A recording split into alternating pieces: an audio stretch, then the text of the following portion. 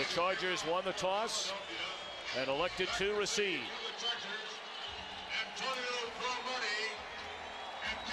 So David Akers set to kick it away. The always dangerous Darren Sproles waits. And this one underway in the bright sunshine of San Diego. Sproles from the 2. Out to the 27-yard line. Philip Rivers grew up in Athens, Alabama. His father, Steve, was his high school football coach.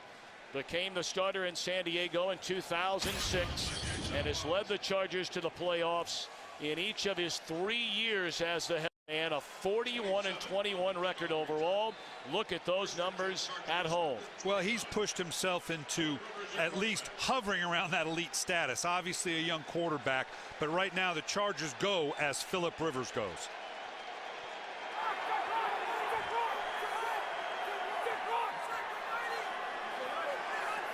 Antonio Gates in motion, a play fake to Tomlinson. They drop it off to Gates. He evades a tackler and picks up 9 on first down. Got Sheldon Brown turned around. Rest of the lineup offensively for the Chargers. They're hoping to get Tomlinson started over the second half of the season. Gates healthy again, having his best year since 2004. Dielman, the 2-time Pro Bowl left guard, leads him up front.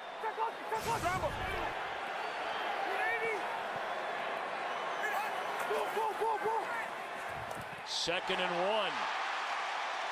And the slant into Philadelphia territory to Antonio Gates, his 44th reception of the season. Defensively for Philadelphia, Cole leads them up front. Parker getting his first start. The linebacking core, everybody playing a new position. Witherspoon to the weak side, Gokong to the middle, and Foku the start on the strong side. And in the secondary, they're really nicked up outside of that front starting 4. Yeah, they're missing 2 guys out of that secondary. That whole back end is having to go through transition right now.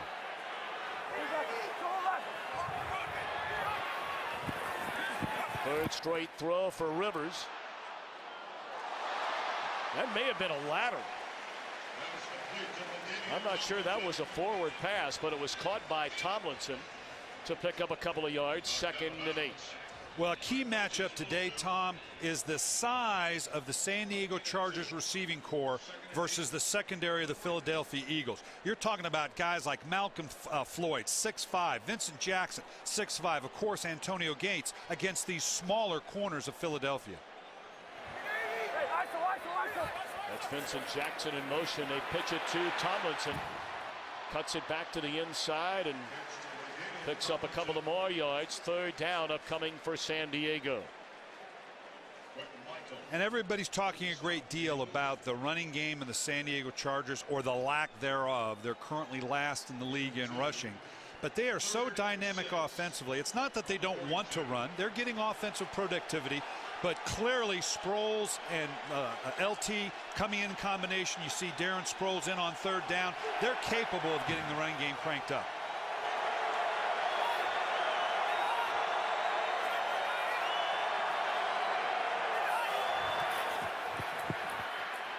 Rivers dropped all the way back at his own 45-yard line. Darren Howard, the first man there. Kurt, thank you very much. Mike Cyphers punts it away. Deshaun Jackson backed up to his 7 and brings it out to the 12-yard line. Penalty flag down on the play. This looks like it's going against San Diego. If you're Philadelphia, you might want him to punt it again. Well, you're going to be given a choice. Do you tag it on to the end? The kick, holding, receiving team, number 54. Passing just to the goal line. First time. That's a 4-time Pro Bowler back with the Eagles again, Jeremiah Trotter. So the flag against Philadelphia will back them up. Donovan McNabb, 32 years young, a Chicago native, the Eagles' all-time leader in attempts, completions, yards, and touchdowns. But most importantly, look at the wins and losses since He came on board in 1999. Well, you can talk a lot of things about quarterback play, Tom, and you brought up many times. The first thing you got to start with, is he a winner? Donovan McNabb is a winner.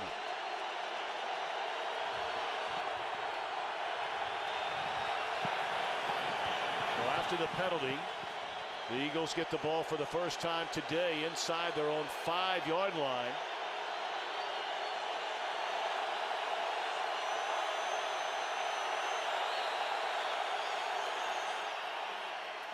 Brian Westbrook back for the first time in the last 3 weeks after suffering a concussion against the Redskins. Now, big news up front.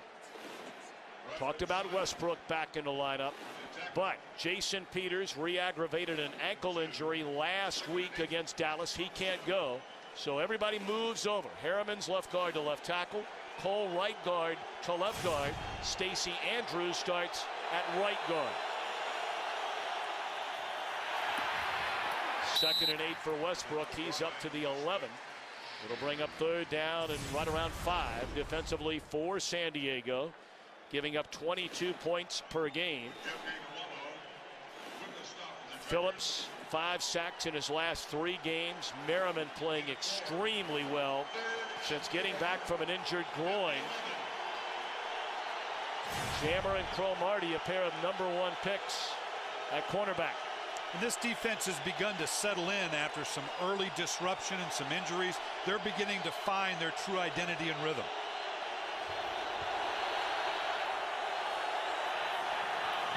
Pump fake. Selleck the catch. Read beautifully by Kevin Burnett.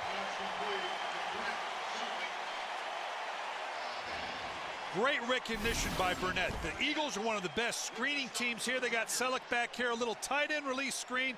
Great recognition by Burnett. Just pulling the trigger, seeing him as a screen. Hesitation will kill you on trying to break up a screen.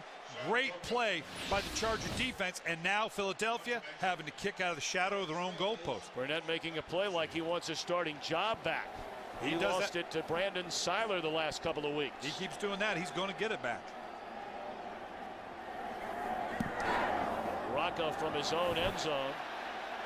A poor punt. Let's see where they spot this. The 30. Well, we're still waiting. The officials are talking about it. And they're going to call it the 40-yard line. Numbers from earlier today. Carolina, a big win over Atlanta. New Orleans hung on against St. Louis. What about the showdown in Pittsburgh? Cincinnati, a season sweep over the Steelers. A couple of other wins there. Jacksonville coming back late to beat the Jets. A big story in this game. Denver a loser at Washington. So if the Chargers win this game, they're in a first-place tie with those two teams meeting next weekend. And you better know they're aware of that.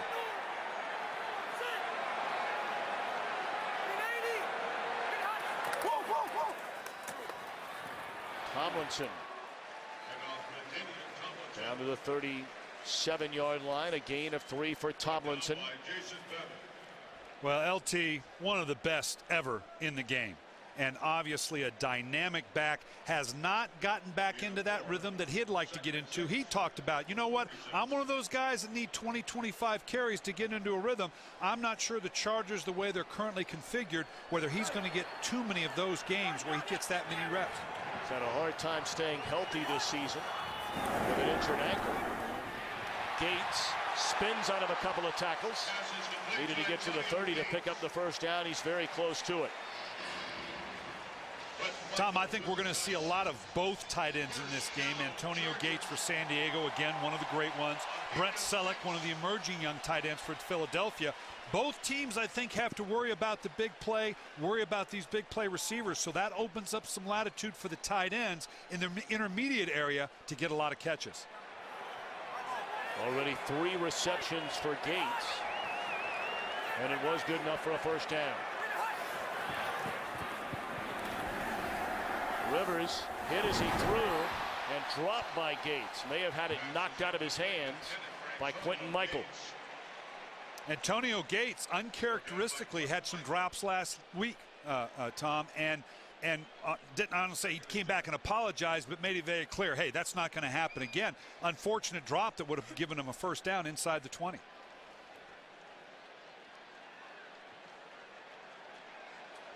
Second possession for the Chargers at the Philadelphia 40, 2nd and 10.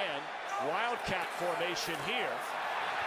Legadou Nane, a quarterback at Boise State, takes a direct snap, runs for close to 10 and a first down.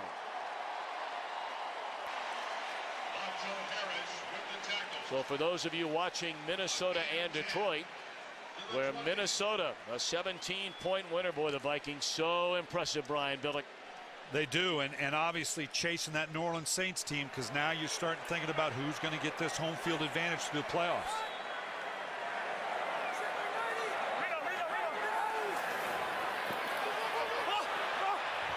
Rivers being chased, throws it away.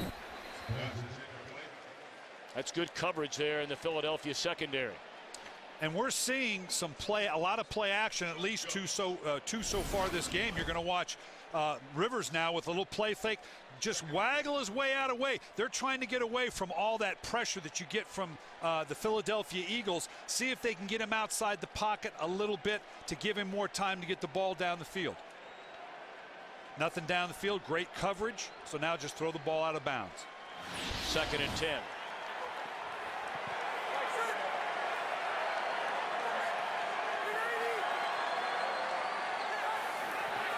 Blitz coming, they pick it up. Out of the backfield, making the reception into the end zone is Mike Tolbert.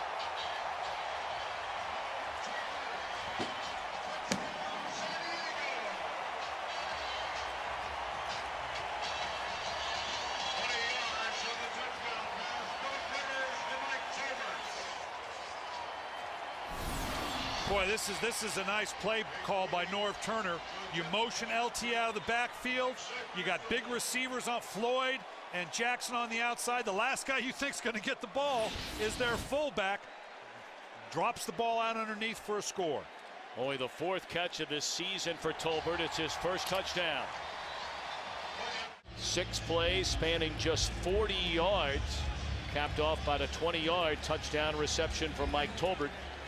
And the Chargers starting to figure out things inside the red zone after really struggling there the early part of this year. That's now 7 touchdowns in their last 8 red zone possessions. Well, they've got a lot of options down there, and we found out one of them is the fullback. Jeremy Maclin returning kicks this week. It's only the 3rd time he's done it all year. Second possession for the Eagles. A little more breathing room this time. Their opening possession began from their own 4.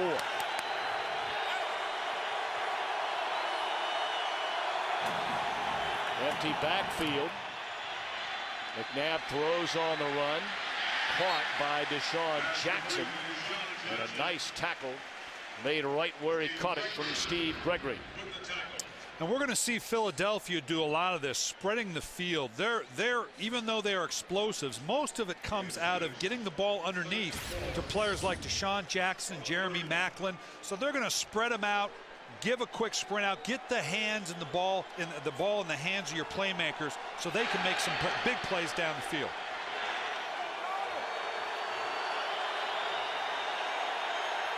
Gain of 6, 2nd down and 4.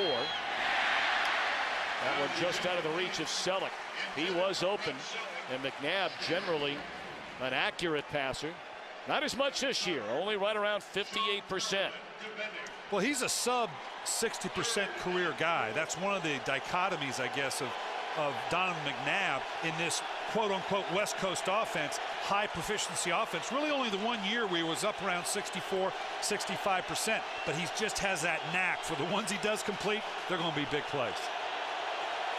Empty backfield again.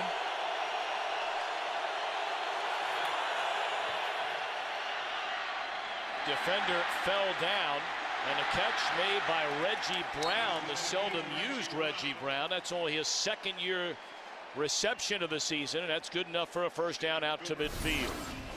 Again, just one-on-one, splitting the receiver out. They believe by spreading the formation like this, they can do 2 things. First, the corners are very deep conscious. They believe they can run a lot of these stops or comebacks because these are corners are told don't get beat deep. The other thing that the no back does, it removes one of those great pass rushers from the rush.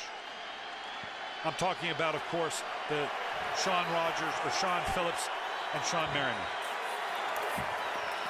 Reverse, read beautifully, then the pitch, and racing around the other way is Macklin, and that was a disaster right from the start. I'm not sure it wasn't supposed to be a double reverse from the get-go, Tom. As we watch this, if you watch the initial handoff, he looked to pitch or hand the ball off very quickly. You're going to see here, right here on the replay. He comes, gets to the outside. Now watch, right from the get-go, he looked like he was ready to pitch this ball right from the get-go. I'm not sure it wasn't supposed to be a double reverse right from the start. Gregory couldn't have played that any better, preventing a handoff, a clean handoff to Macklin coming the other way. Loss of 6, second down and 16. McNabb looking down the middle of the field in the triple coverage. Incomplete third down. Well, you're going to have a tough time getting big plays thrown down the field against this Charger defense. They're currently second in the league in terms of giving up explosive plays. In talking with the coaches from Philadelphia, they felt like they were going to have to throw some of these intermediate routes, the tight end on what's called the basic cross in the middle, wide receivers coming across to lure that secondary up. Ron Rivera took over midway through last year as the Chargers defensive coordinator. Of course, for 4 seasons, he coached the linebackers in Philadelphia. Underneath to Jackson, but he is slammed to the turf by Jammer, well shy of the first down. Now, Deshaun Jackson, the way he's emerged on the scene, it's not like people don't know who and where he is. So much of his game, as we just saw, catch the ball underneath, turn that into explosive, but this is an athletic San Diego Charger defense. Don't get bit deep, we talked in the open, then rally up, make the tackle, and they've got the athleticism to tackle a guy like Deshaun Jackson in the open field.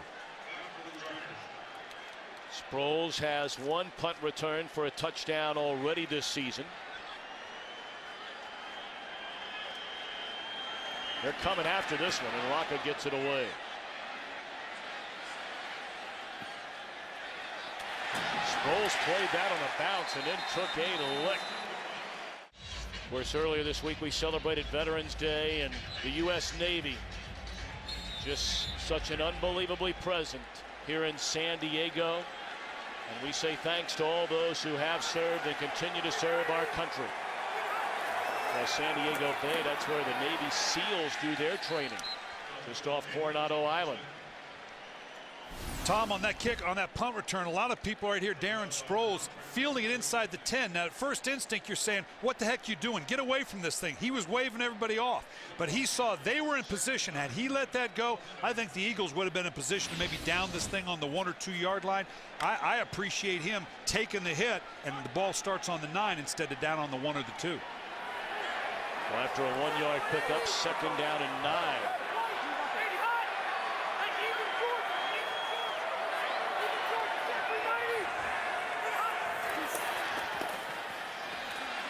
Tomlinson, good, strong, hard running out to the 15-yard line. Some of the headlines from action earlier today and headliners: Brett Favre at it again, 344 yards and a touchdown. Minnesota only 1 loss. That was on the road at Pittsburgh. How about the year for Chris Johnson? Well, he's exploded, particularly the last couple games, and we're going to see the resurgence here of the Tennessee Titans. It's unthinkable to think they could come from that far back, but my gosh, they're playing well right now. 3rd down and 3 for the Chargers and a timeout. Phillip Rivers has hit on 4 of his first 6. Generally in 3rd down situations, he looks for Gates and Jackson. They catch 3rd down passes 60% of the time. He throws it. Jackson in motion. He throws to Jackson, and it's knocked away. Defended beautifully by Quentin Michael. They say he's now become the leader of this Eagle defense. And that was the first real all-out pressure I've seen Philadelphia bring. They've been particularly passive up to now, and that was taking a bit of the typical Philadelphia risk on a 3rd and 4, backed up, showing pressure and playing man. This Challenger Charger offense might have gashed them, but nice play by the Philadelphia Eagle defense. Low line drive, short punt, fielded by Jackson, and he's into the open field, flag down. Jackson to the 35. He nearly broke it. He already has an 85-yard punt return for a touchdown in the season opener against Carolina.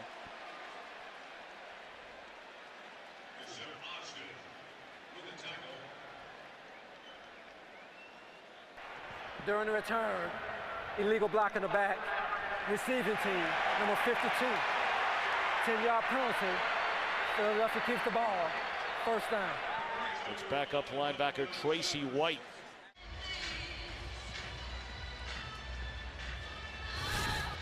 .52 right here is who they get for the block in the back, down the field, just in behind. You got to get the head more substantially in front. Little ticky-tack from the side. Leonard Weaver, the fullback, runs for a couple of yards. Boy, both of these teams, by and large, have had a very difficult time running the football with any consistency at all. Well, Michael Vick, meanwhile, comes into the game for the first time for the Eagles. All right, we'll see what this means. Philadelphia's lack of running the game is almost by design. Now, San Diego, I think they've not been able to get to the running game they'd like to. But right now for Andy Reid, this is the way he wants his team to be run. Vick has basically been a non-factor this entire year. He's only touched the football a grand total of 18 times. This is his 7th pass of the year. And it's dropped, thrown a bit behind DeSean Jackson. So Vick 2 of 7 as a passer. He's run 12 times for 27 yards. And basically no factor at all. When Michael Vick's in the game, here you're just going to see a crossing route by DeSean Jackson. When Michael Vick's in the game, let's make sure we're clear. This is not the Wildcat. That's just an athletic quarterback or an athlete at quarterback. But you do give that dimension. They now have to play him more straight up than they do the conventional Wildcat offense. Now you got the real guy back in, Donovan McNabb, with a no-back set to stretch that Charger defense. Third down, McNabb looking for Reggie Brown, and it's incomplete. This Eagles offense having a hard time getting started today. And that surprises me a little bit. We talked to them the other day, and you're not just going to go vertical against this Charger defense. We already talked about how hard it is to get deep. You're not going to just throw up a bunch of 9 routes. You're going to have to establish that stuff underneath we talked about. I don't know that Philadelphia's done that yet. Of course, it should be noted, Jackson was wide open, and Vick just threw the ball behind him a moment ago. That should have been a 25-yard pass play.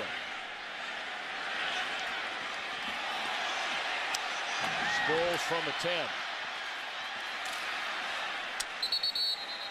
And out to the 18-yard line.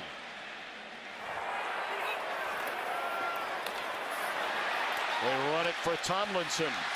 He's carried the ball well early on here today. Well, seeing some frustration, DeSean Jackson don't know what he's leaving the field for, but if he cannot come back or come back soon, this is going to be a huge hit for Philadelphia. He has become such a big part of their big play persona. You take that cog out of this machine, they may have to get a little more conservative with what they're doing.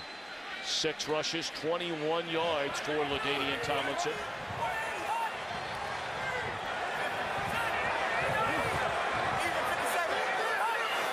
Empty backfield. Pitch and catch. Pretty easy there to Gates, and that's a first down. Out to the 30.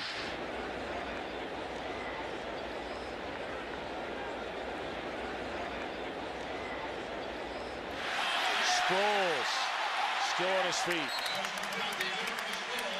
Close to 7 on the first down reception for Darren Sproles.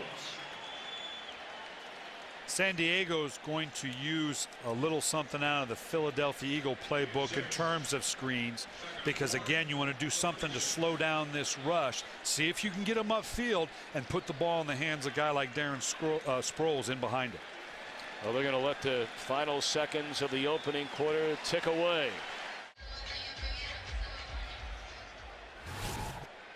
Yeah, Tom, I want you to notice right here how passive the Philadelphia defense looks. This is not their personality. I think their injuries are, and I say that, and here comes the pressure. And a free play for Rivers. Incomplete. It appeared as though Philadelphia started too early.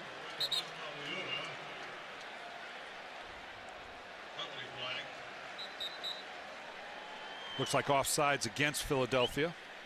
And that would be an automatic first down. Offside. Defense, number 75. Moving into the neutral zone. 5-yard penalty. First down. The point I was making that we started earlier, with all the changes that are going on defensively, the movement of the linebackers, some secondary people out, they have been particularly passive. But as we visited with Sean McDermott yesterday, he's only going to let them get so far away from their personality. Legadou Nunne again watches this time as they go out of the backfield. A direct snap to LaDainian Tomlinson, and he carries across the 45-yard line. Pleasure to be joined today along the sidelines. Let's check in with Carissa Thompson. Welcome back, Carissa. Thank you. Good and bad news for Eagles fans. As you saw, Deshaun Jackson being taken into the locker room. It was an ankle injury. He now has returned. He's on the bench. Was just talking to Michael Vick, and definitely good news again for Phillies fans for a guy that averages more than 20 yards per catch, guys. Carissa, thanks so much. Good to have her back working again after going on the injured reserve for the last 3 weeks. Her own ankle injury. Catch by Malcolm Floyd, and that's good enough for a first down to the 45.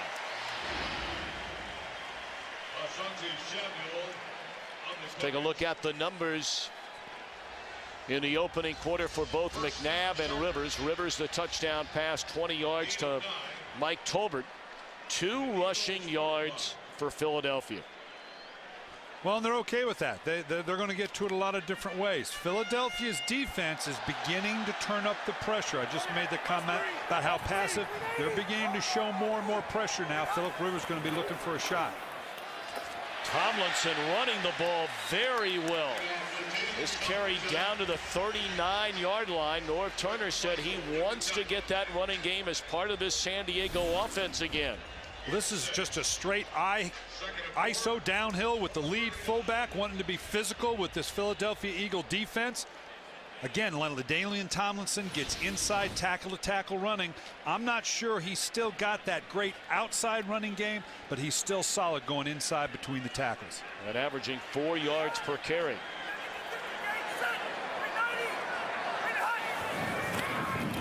Little delay, they get it to Sproles to the 25, where he's decked by Macho Harris, but another first down. And right now, Norv Turner and the San Diego Chargers are getting a feel for how they want to attack this Philadelphia Eagle defense. Again, very passive. You're going to see right here, 4 down linemen, a little trap. Everybody's run out. They're backed out to not give up the big play. That gives Darren Sproles an opportunity to go one-on-one down the field with not a lot of people in the box. San Diego will continue to press this as long as Philadelphia stays passive. Showing pressure here. Rivers looking for Floyd. Defender fell down. And Floyd, the reception inside the 5. He beat Sheldon Brown, who lost his footing. Philadelphia doesn't want this matchup here, as they want to get away with this as little as possible. They brought the pressure. Phillip Rivers knew he was getting one-on-one. He's got 2 big receivers. The balls down the field are apt to be as much jump balls as they are deep 9 routes because of the size and the athleticism of both Floyd and Jackson on the outside. The matchup clearly favors San Diego. An extra wide body. Brandon Dombrowski checks in for the first time. First and goal down at the 3, and San Diego spends its 2nd timeout of the half.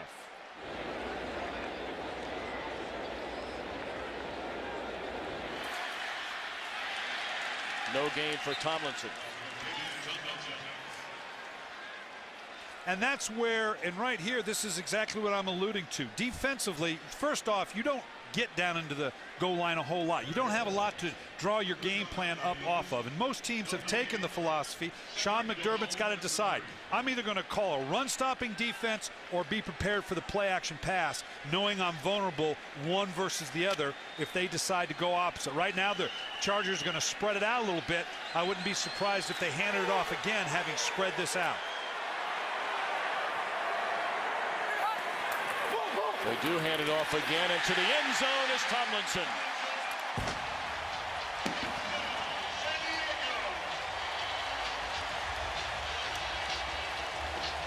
#145th career touchdown for LaDainian Tomlinson.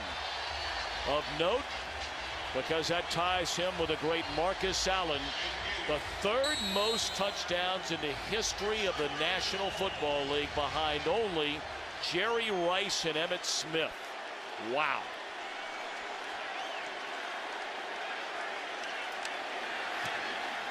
Point after is good by Kading. Well, when you see LaDainian Tomlinson, whatever we're talking, yards, receptions, touchdowns, look at the names we're seeing with it here, Tom. All you need to do is look at the names he's being associated with now. In whatever category we put up here, you can see how great this young man has been. So 14-0, the Chargers in front. 4 minutes into the second quarter. Macklin took a hit. Mercy at the 21-yard line by C.J. Spillman. Stop right here at the top. This is what I'm talking about, how light the box is. They spread everybody out to get a 6-on-6, meaning your line and your tight end, and now they're just going to shove LT up into the gaps. This is the way they're going to spread Philadelphia's defense. Again, nice pull by the left guard, kicking out. LaDainian, as good as there is in the game at scoring inside the 10. Right now they've got the Philadelphia Eagle defense doing just what they want.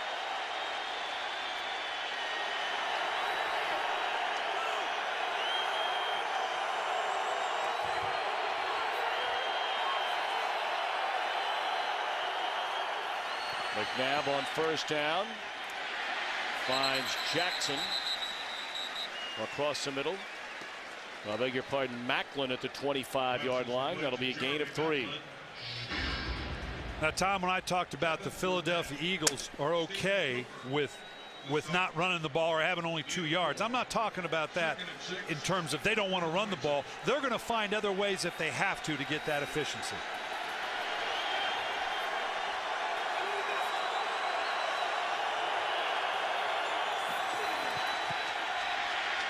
This time it's Jackson. And he's close to midfield, out to the 48-yard line, and another Eagles first down. Jackson averages 20 yards per catch. Second best in the NFL.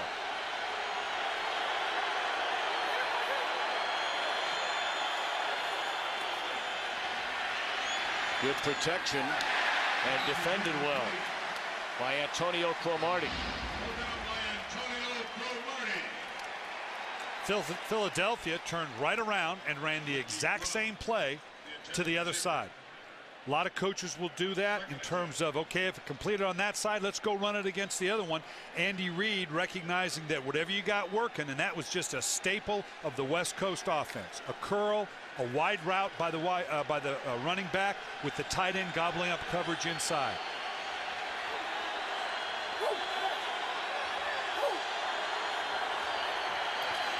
Second and 10. Down to the 38-yard line. Catch made by Jason Avant.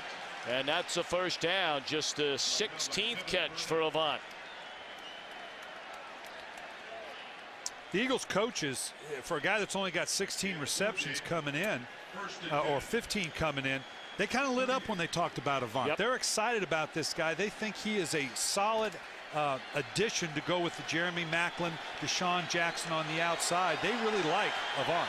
They got him in the 4th round 3 years ago out of Michigan. Right down the seam, and again, look who it is, Avant. That's where they said he did his best work, down the middle of the field. Well, this is just a two verts on the outside. You're going to see Avant go down the numbers, and on the outside down the rail to gobble up corner coverage. Perfect aiming point, 20 yards to the top of the numbers. We've seen him throw underneath, underneath, and now they take that vertical shot. It's a 27-yard gain for Avant. Down to the 11-yard line. It's first down for the Eagles.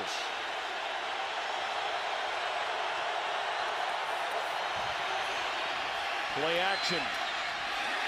Flag comes in. Macklin was defended by Jammer.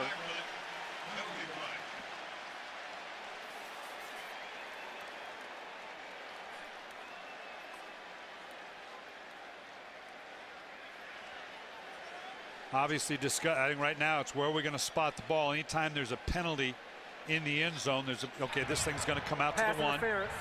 Defense, number 23. The ball replaced at the 1-yard line. Automatic, first down.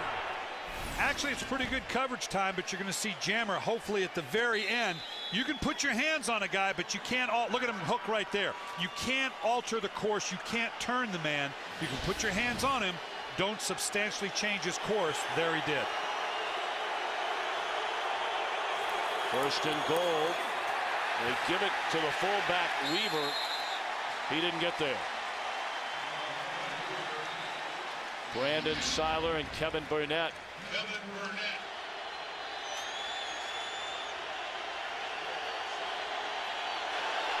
Possibly a little play action fake here.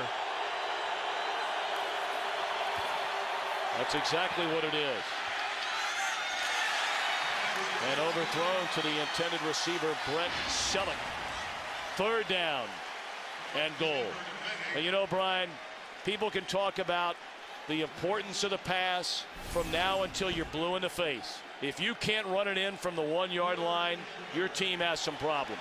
And this is where some of the criticism comes at Andy Reid and Marty Mornhinweg, the guy calling the offense, that they'll give up on that run a little early. First one doesn't work, you know they're going to come back to a pass next. They have two big backs check in. Fullbacks Weaver and Buckley. Still no signal. Still no signal from either of the officials along the line of scrimmage.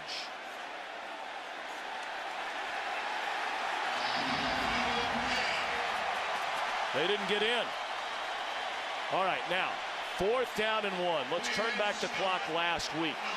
They punted in the opening quarter. In the third quarter, they had a false start by Peters when they were going for it, so they had a punt. Critical play in the game was on 4th down and 1 when McNabb did not get the spot. So 1 for 4 going on 4th and 1 this season. And look at this, they're not even going to try to go for it. I think we're seeing the effects of that by them kicking the field goal here. Wow.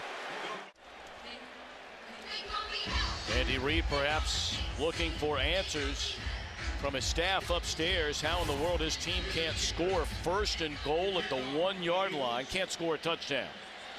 And that's demoralizing when you move the ball down the field like that, get down there. San Diego actually comes away with a bit of a win by holding them there on the 1-yard line.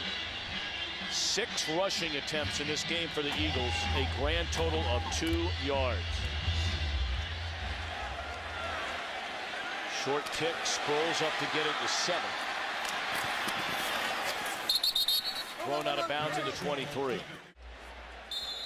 Early leaders offensively for San Diego. Rivers a touchdown throw. Tomlinson a touchdown run.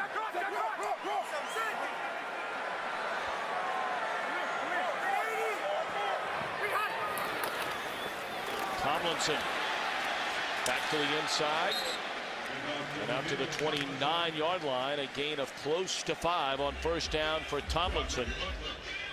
Bring you up to speed on some of the other late games around the NFL. Scoreless at Lambeau. The Cowboys and the Packers. Kansas City and Oakland tied at 10 in the 2nd quarter, and that's a big one out there for Seattle if the Seahawks have any hopes of getting back in the NFC West at Arizona. And you know the 49ers are watching intently after a win on Thursday night.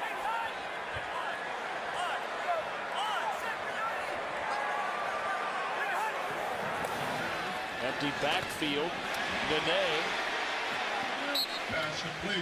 close to a first down, maybe a half-yard short. Both teams are probing with different personnel and formations there. We saw an empty backfield again, spreading it all out. Again, trying to get the ball into the hands of some of the gifted athletes we have here. Now on a 3rd and short like that, we're going to test obviously the last ranked rushing offense in the National Football League and see if they can shove it in for a yard here for a first down. And the Chargers going to bring in an extra offensive lineman again, Brandon Dombrowski, number 62, on his 3rd and 1. And do not get it on the give to Sproles. What a play made by Foku, a rookie out of Maryland, making the stop.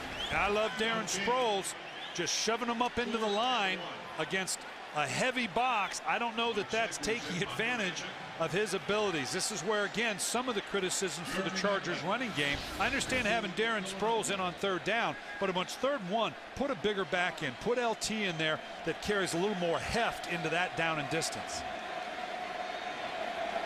Well, Macklin now drops back to receive his punt, and wow, what a punt by Cyphers, all the way back to the 5 after the early ankle injury to Deshaun Jackson, who's generally the Eagles punt returner.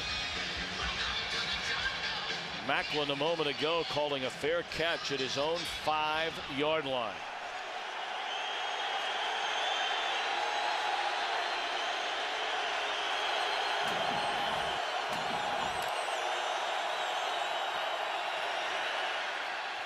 Throw to Macklin on first down, and that's to the 13 and out to the 18. That'll be a first down. Now, Tom, I know Macklin hasn't done it much here, but he did it in college. This is different than what we saw with Darren Sproles. That ball did not bounce in front of him. He needs to know where he is. Let that thing go. It was going to go into the end zone. Before Darren Sproles, I complimented him for taking the hit, not letting it roll back to the 1. That thing, the momentum it had, he should have let that thing go into the end zone.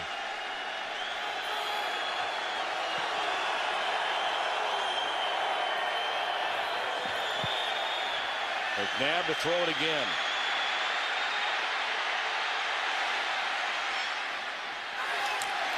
Dropped along the sideline by Jackson.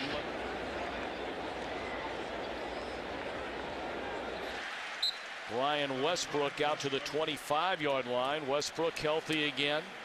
Started the first 2 games this season. Injured his ankle against New Orleans. Missed the Kansas City game.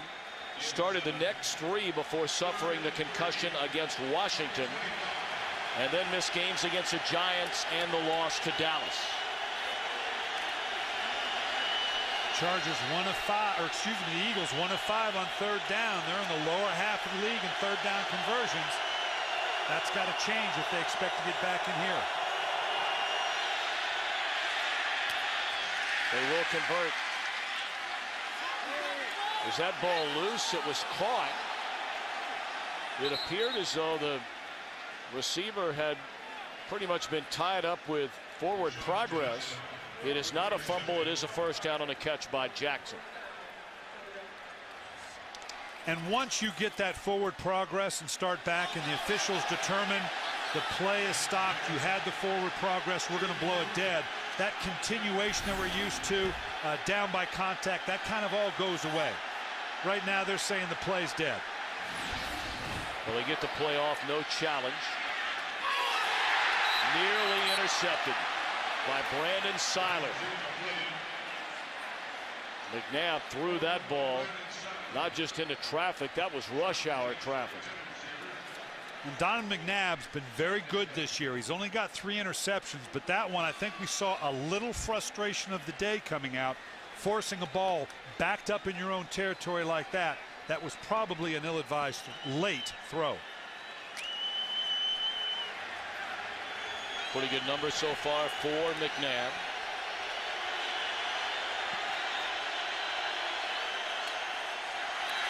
Second and 10, they set up the screen to Westbrook. How many times through the years have we seen that play work effectively for the Eagles? 2-minute warning, 14-3, San Diego in front. But the Eagles on the move at their own 49.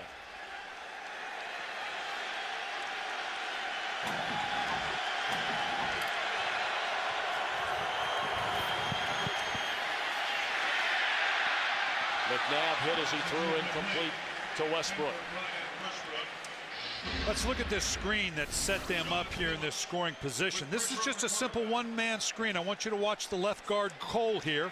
They invited upfield. He slips out in front of Westbrook. There's no team in the NFL that does this better than the Philadelphia Eagles, and they show a number of different types of screens. Tom, this is what they view as part of their running game. A simple throw out of the backfield that supplants the fact that they're not running the ball.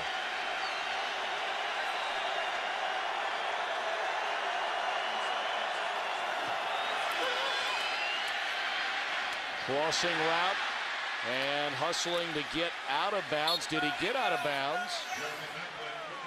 Yes, Macklin did. To the 40-yard line, that's a first down. Now the Eagles have 3 timeouts, so they have all the time in the world. Some people are in 2 minutes. How come you're not huddling up? Well, you got plenty of time left on the clock. You've got 3 timeouts orchestrated. You got Marty Morningwig, who is the offensive coordinator. A lot of people, Marty Morningwig calls this offense. A lot of people always refer to Andy Reid, and obviously Andy's going to have huge input. But Marty Morningwig is the one that orchestrates and calls this offense. He's got all the time he needs with 3 timeouts. And the Eagles, as you saw that note a moment ago, have been very good inside of 2 minutes, among the best in the league. Crossing route to Jackson, picks up extra yardage, does not get out of bounds, but it's to the 26.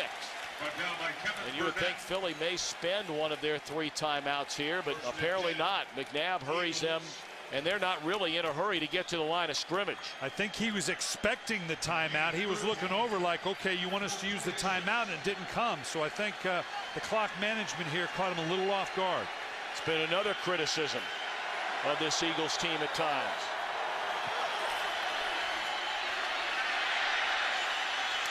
What a throw by McNabb. He took a shot as he let it go, and it's caught by Reggie Brown inside the 10.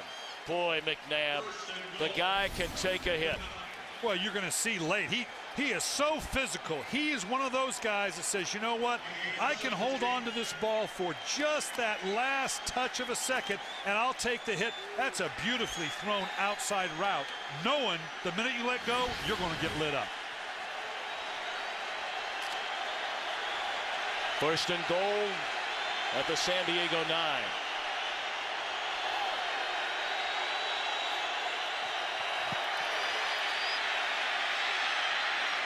McNabb just threw it away.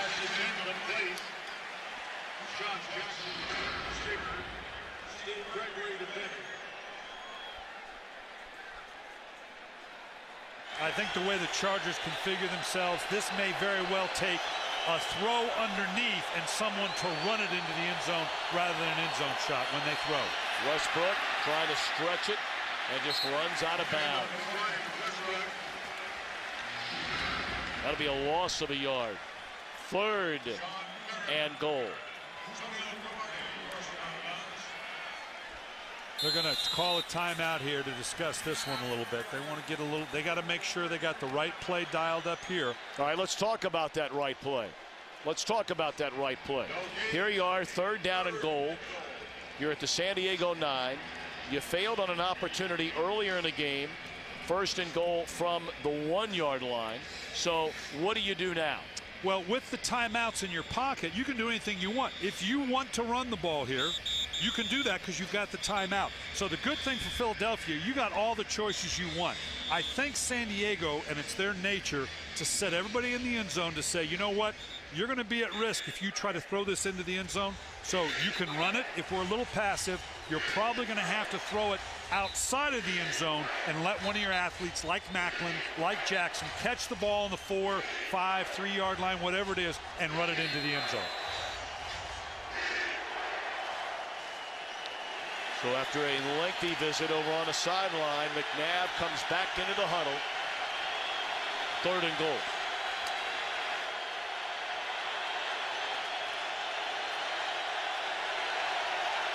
They got Macklin and Jackson on the same side up into here. I'd look for that combination over there.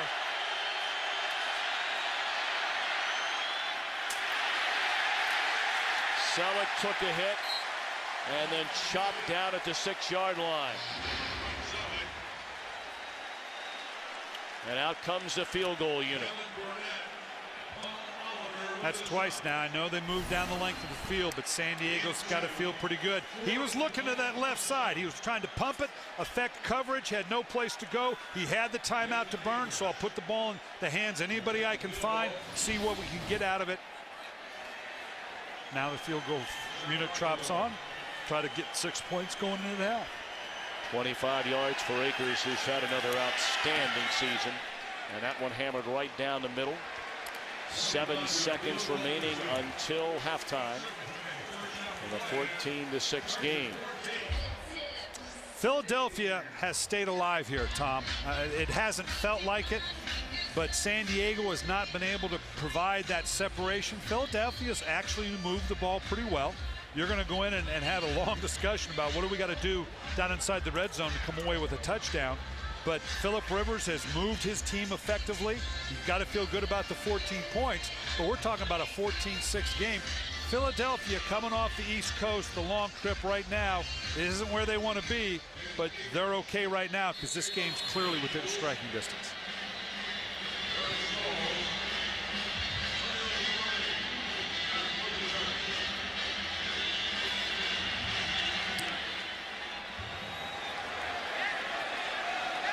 Sproles from the 5. Out to the 32-yard line.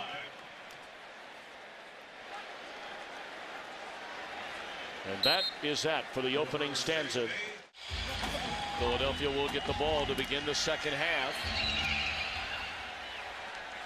And again, Jeremy Macklin returning kicks today from the 10. Wow. Took a blow from Jacob Hester at the 21-yard line. Let's check in downstairs for an injury update with Carissa Thompson. Yeah, news out of the Eagles locker room. Sheldon Brown out with a hamstring injury. I will keep you updated as to his return, but obviously a depleted secondary, that is huge. Catching up with Norv Turner at halftime. He was very happy with the establishment of the running game early on. Disappointed, however, in that missed opportunity on 3rd and 1. Defensively loves what they're doing in the red zone, but you guys, his message was very clear. We got to get pressure on Donovan McNabb. Well put, not a single sack of McNabb in the opening half for this Charger team that came in with 15 sacks in the last 3 games. From behind, Jackson. Some of the numbers in the opening half. Anything, Brian, that stand out at you? Well, for San Diego to keep that continuity going, that 3rd down conversions obviously got to change. Actually, as we've seen here, Philadelphia, they're moving the ball well. It's just the red zone to come away with just 2 field goals is tough. So San Diego and Philadelphia, both, I think, playing the games they want to, just the little things keeping them from finishing it off.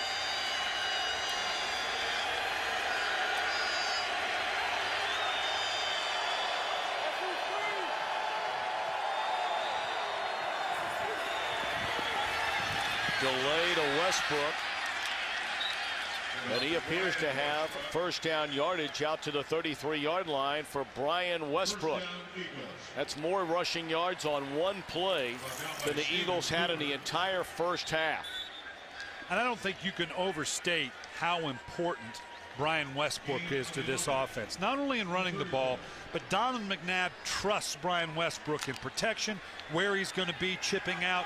They like the young back, LaShawn McCoy, but they don't have quite the same faith, obviously, as they do in the veteran Westbrook. Jackson at the 40-yard line. That'll be a gain of close to 7.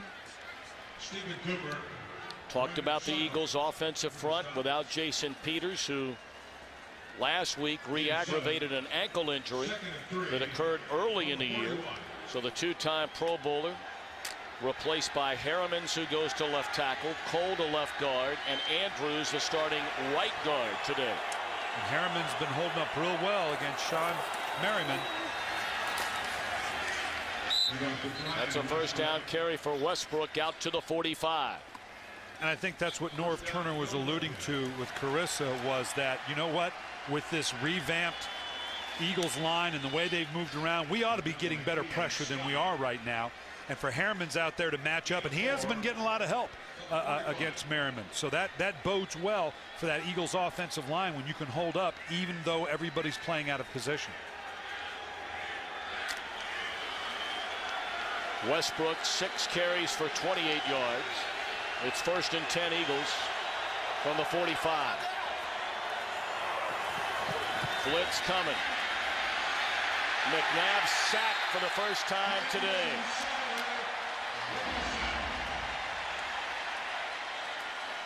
Brandon Seiler. This is kind of a sneaky sack. He coming in, the back does a nice job taking on Seiler, gets him cut down. Donovan's looking, and all of a sudden it's like the guy come up like a gopher out of the grass. I don't think he knew he was there. He was going to step and run around. It's like so many times we see Donovan McNabb, and it's like, wait a minute, where'd that guy come from?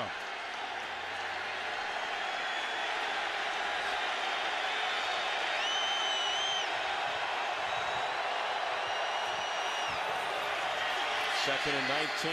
They lay it off for Westbrook. Get a big chunk of that yardage back, nearly to the original line of scrimmage after the sack. So 3rd down and right around 9. Another one of those little screens we talk about to Westbrook, getting them back into a semi-more convertible.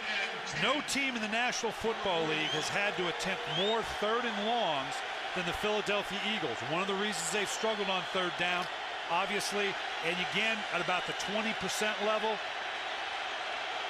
Love to have this one right here to keep this drive alive. Well, they're calling it 3rd and 10. McNabb guns it down to the 40-yard line. Catch is made by Maclin, still on his feet. There is a flag down right around the area where Maclin was turning to make the catch. I think we're going to get offensive pass interference, not often called here, Tom.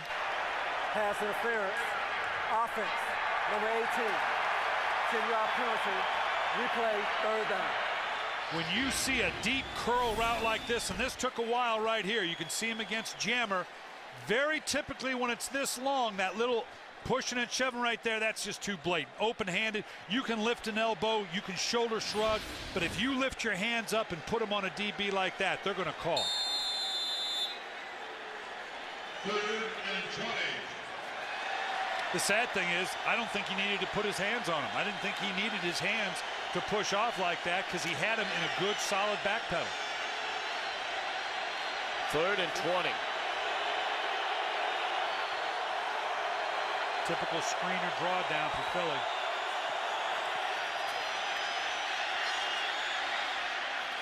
McCoy out of the backfield.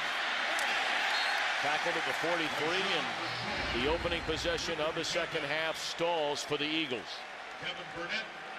And that's just the inexperience of a Jeremy Maclin. Again, knowing he had a good route going.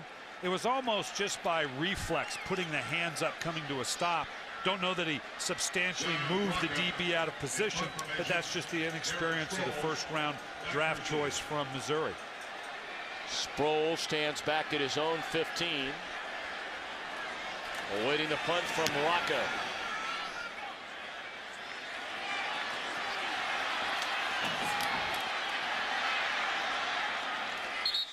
Carissa Thompson reporting that Brown slowed by an injured hamstring in the opening half. And a flag comes in as Tomlinson is run out of bounds after a gain of close to 10.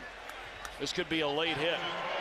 Personal foul, unnecessary roughness, defense, number 53, 15-yard, automatic, 1st down. Moses Foku, the rookie out of Maryland. Again, this young player right now, you get into that white paint, you just got to pull up. This wasn't a vicious hit, wasn't a cheap shot. Just you got to be under control and know where you are. The minute you find, that's why that white sideline is so big. So you to know, you know what, I'm in the paint, I got to back up. Of course, Foku whistled for a couple of huge penalties in that Dallas game. One of them nullifying a 96-yard kickoff return by Ellis Hobbs.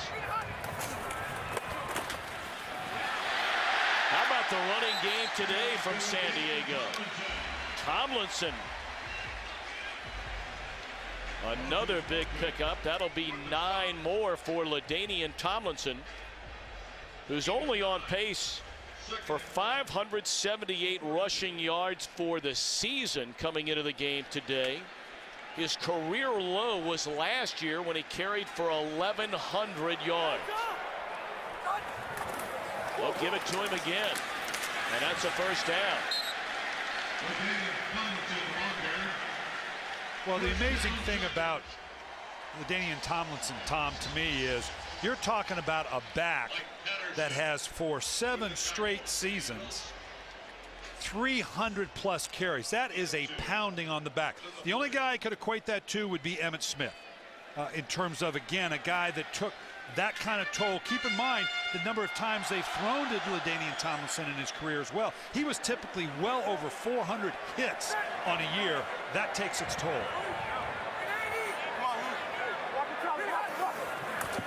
Blitz coming.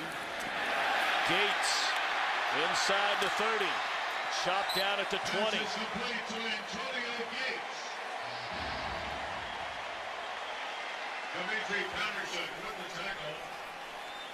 This is just nice job by Rivers. Saw the pressure. You're going to see it all of a sudden come off the edge back in here. And all of a sudden, I'm not sure someone didn't break coverage or they were counting on the backer all the way from the backside to take away the hot receiver. I don't know that I'd get a little closer to a Pro Bowl tight end like Antonio Gates.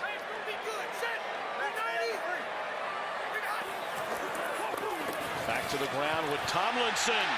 To the 10, to the end zone.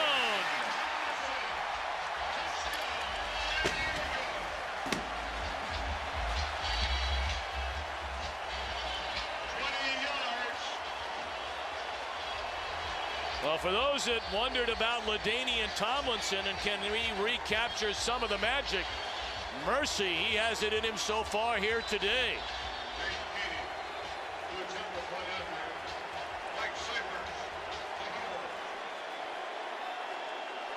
Well, LT, again, anytime you look at numbers he's done career-wise, look at the names around it, because that just shows you how special this guy is, or has been.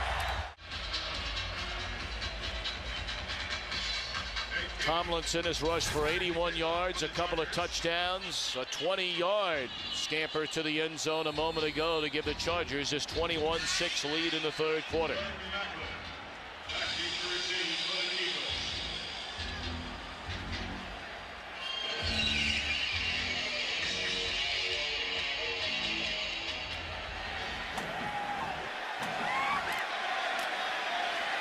Macklin from the 1. Dropped at the 15. A season best 81 rushing yards for Tomlinson, and we still have better than a quarter and a half to play in San Diego. You know, he rushed for 55 yards, just 13 carries in the season opener. Missed the next 2 with injury. Had 15 rushing yards against the Steelers. As McNabb throws on first down, catch made, and close to another first down. This is just a great, the old counter tray. You see Dielman pulling, Manu Maliuna coming back in behind him, just a 2, usually a tackle, in this case the tight end. Great kick out block. Manu Maliuna turning it up, and now LaDainian Tomlinson doing what he does best. And now Dielman, you linemen, you just love this. This is what they live for blocks like that that lead to a score. Pro Bowler each of the last 2 seasons is Dielman. The result of the play is a first down, 1st and 10.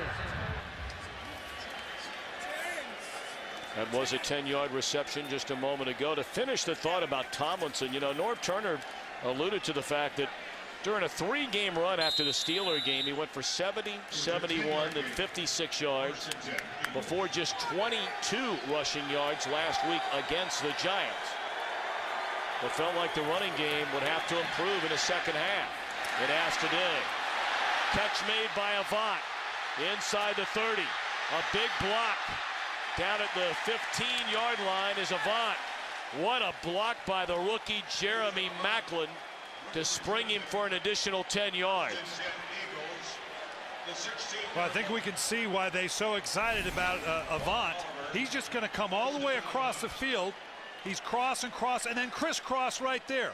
We heard them tell us yesterday that they needed to run these type of crossing patterns. Nice block at the end by Maclin to get this Charger secondary to step up, and obviously doing all that he can with it. You're getting the idea of why they're so excited about this young receiver, Avant. 3 catches, 99 yards for Avant.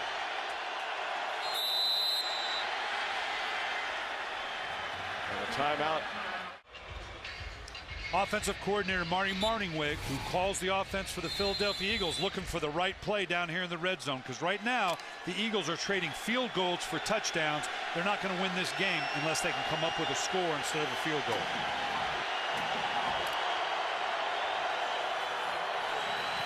McNabb on first down.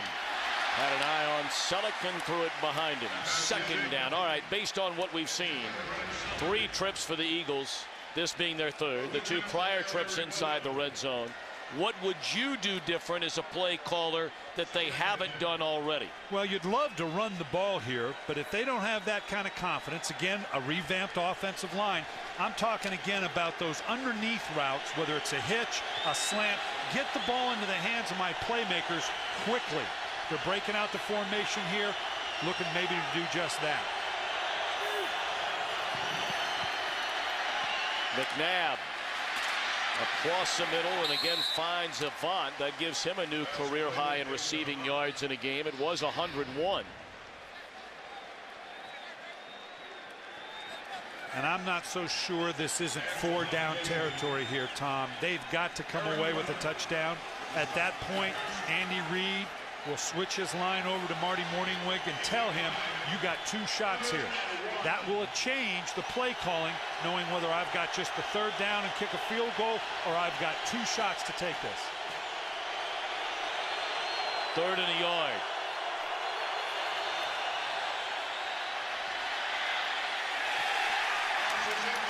Tell you, it makes you wonder. It really makes you wonder.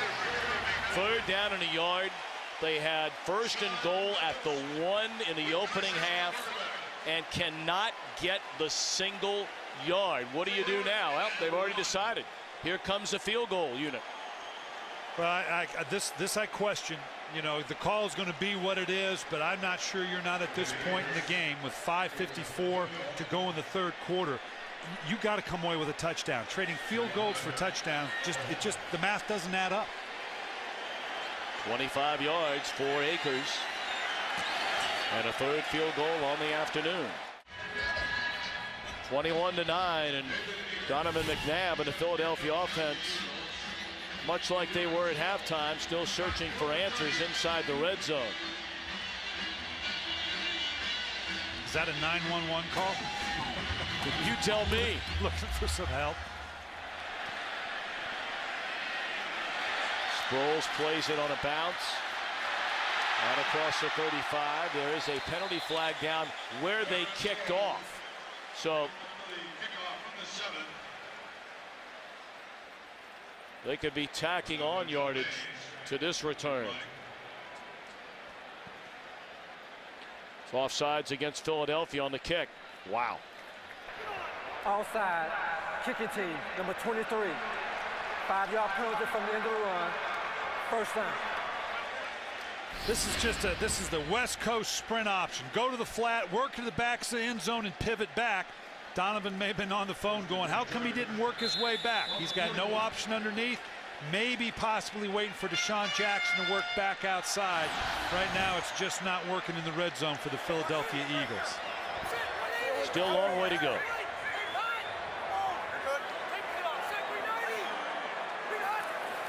5:45 to play in the 3rd quarter. Rivers rolling, looking down the field, and tries to thread it in there. It was nearly intercepted. It was looking for Vincent Jackson. Quentin Michael right there nearly came away with a pick. Well, we've seen a handful of these of him breaking outside again in this booter waggle. You always have the late comeback. I don't know that wasn't an ill-advised late throw. That's one I don't know if I'm up 21-9 that I'm going to take a chance on that kind of throw. Philip Rivers thinking he could slip it in low enough to the outside receiver. Rivers has hit on 10 of 14, 108 yards and a touchdown. He's checking something, seeing pressure here.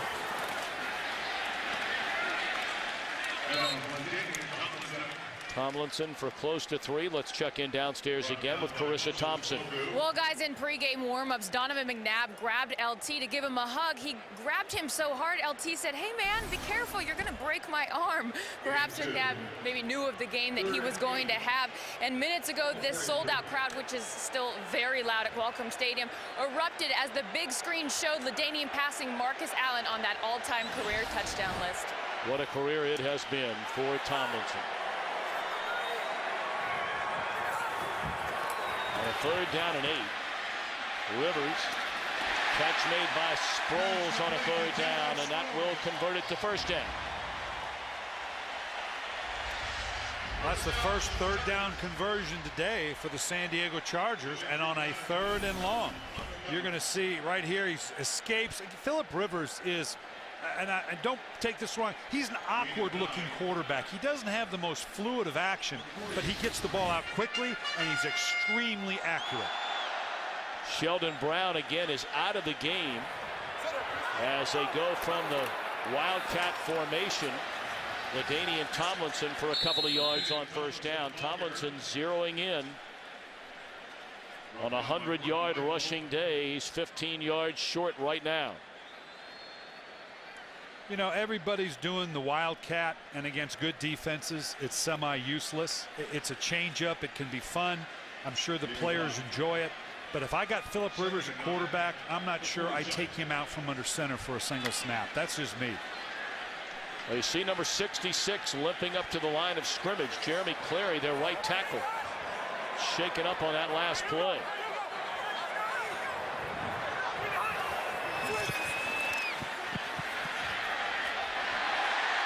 What a catch made by Malcolm Floyd for a 1st down at the 32. This is just a great, this is a little bit behind. You got a big receiver like Floyd just going to run an in-cut here. Pull it back out with Jackson underneath. Philip Rivers put the ball where he had to for it to be complete. That's a great catch by Malcolm Floyd. You know, it's interesting, Sean McDermott said these guys play above the rim. A basketball term to say, with this size, all the balls are just high to where only they can get them.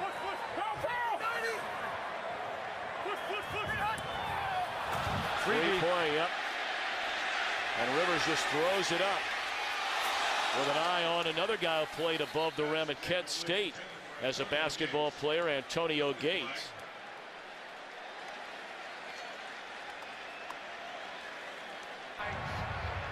Offside. Defense, number 58. 5-yard penalty. Replay, 1st down. Tell you, we've not heard much from Trent Cole today. Came in with 7.5 sacks. 2nd most in the NFC. Well, I don't think they've been able to pressure in the normal way with all the changes, but good veteran move by Philip Rivers. He knew he had a freebie, so what did he do instantly? Go for a jump ball at the back of the end zone. No downside to that.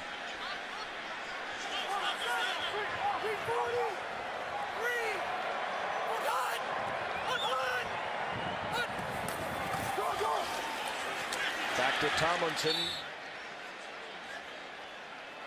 Gokong and Trevor Laws there to slow him down and bring him down. One of the criticism of the Philadelphia Eagles run scheme is they are so aggressive with their blitzes. They move their backers around so much. They can make life tough for you. Sean McDermott obviously trying to dial up all that he can to slow these Chargers down. The problem is it takes just one guy being out of the gap, miss assignment, and all of a sudden you've broken into the 2nd level. Right tackle Jeremy Clary just left the game injured. Set up the screen to Sproles. And a minimal gain will bring up 3rd down. This was a nice job by Tracy White, because had he not been able to get a hand on Sproles to shove him out, I'm not sure there was a whole lot in front of Darren Sproles to keep him from the score. So a nice job running down the speedy little back. and having just enough to push him out of bounds. Dombrowski replacing the injured Jeremy Clary at right tackle on this 3rd and 2.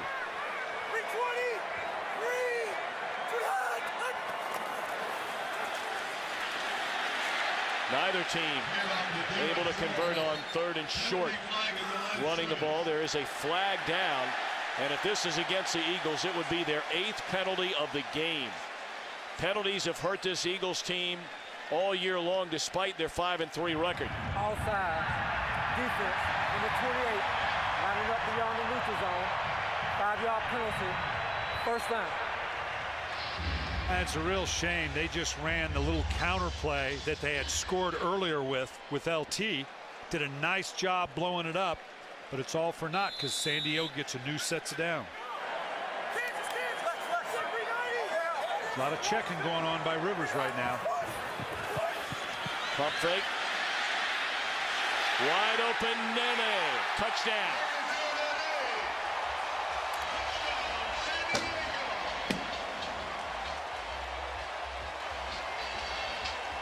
Legadou Nene, his first receiving touchdown of this season. This looked to be a double move right from the get-go. Seeing the one-on-one coverage on the outside because of the pressure. I'm not quite sure who Asante Samuel thought was going to be behind him because he just stood flat-footed as he got ran by. I'm not quite sure if he thought a safety was going to be back there or whether he was going to throw the sling. Unsportsmanlike conduct, excessive celebration, offense, number 11. The 15-yard penalty will be assessed on the kickoff. Well, we told you Legadou without a touchdown this season, so maybe he forgot the rules about celebrating. Yeah, sometimes those emotions get the better of you. He was excited to get that first touchdown. That's the first of his career. In the regular season, he had one in the playoffs last year. You know, it's amazing. Those conversations are always a lot more fun after they win than when they lose. What a I know surprise. that's hard to figure out, but what were you like after a loss? A little cranky? I mean, you're cranky in general, but outside of that. I was cranky because I didn't sleep. I never, after a loss, you just don't sleep that night. You can't intellectualize and say, I know I'm going to wear myself out. But there's just no removing yourself from the emotion of it. And so you're tired for the entire week because you're sleep deprived. Well, after the penalty, they'll kick off from the 15. Macho Harris is standing at the 20.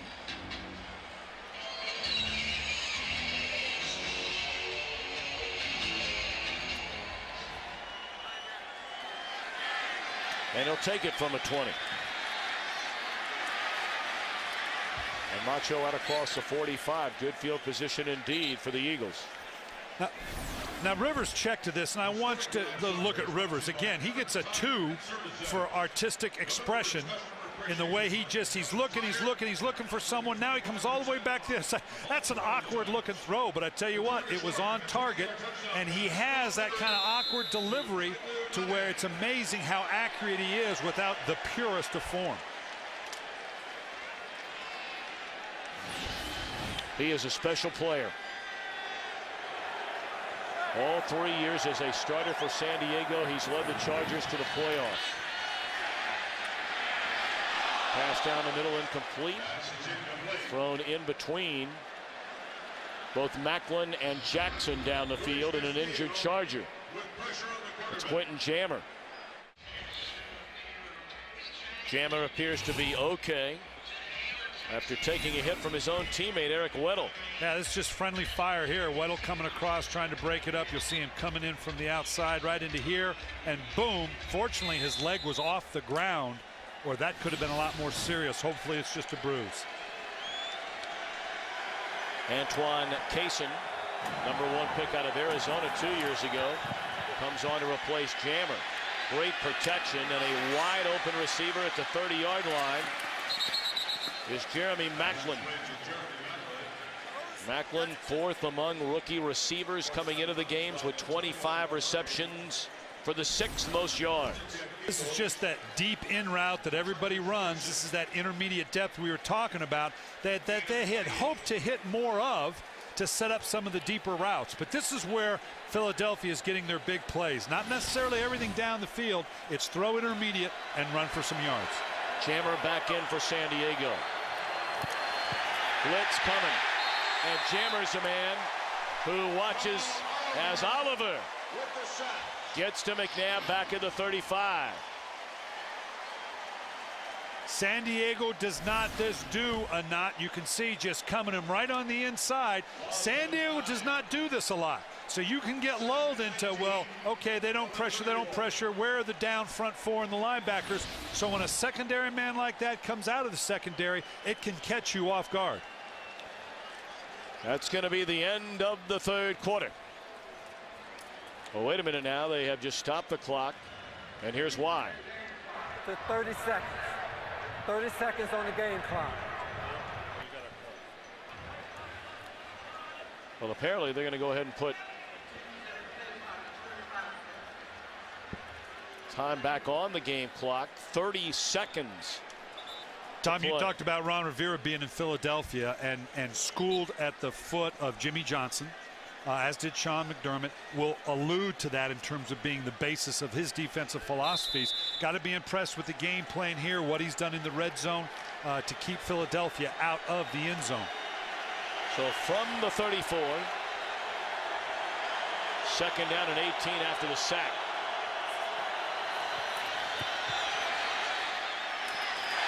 Nearly intercepted by Kevin Burnett, who's been all over the field here today after losing his starting spot to Brandon Seiler the last 2 weeks.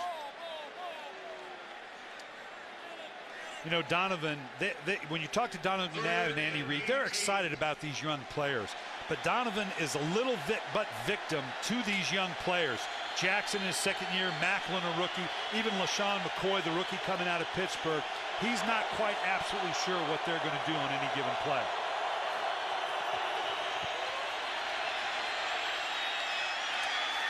What a catch made by Avant. Unbelievable play made by Avant, who is having a career day here today.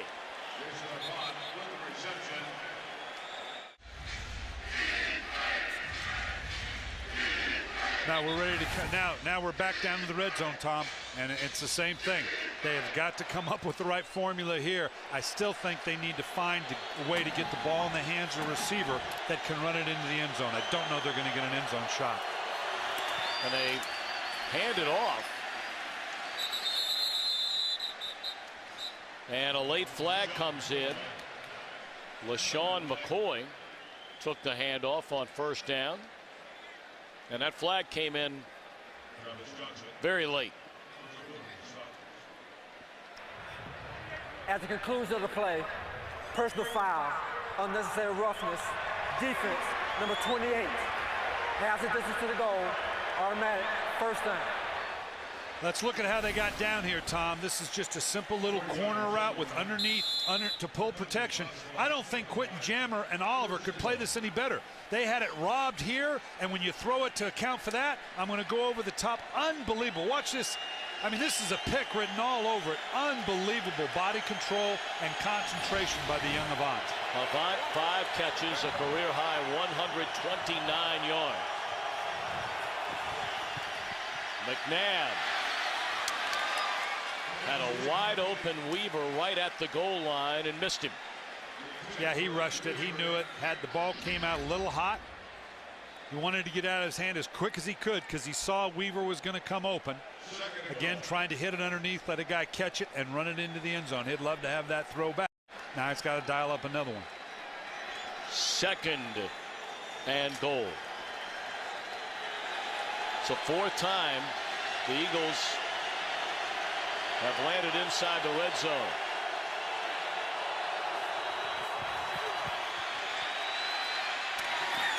Nearly intercepted, perhaps should have been intercepted by Stephen Cooper.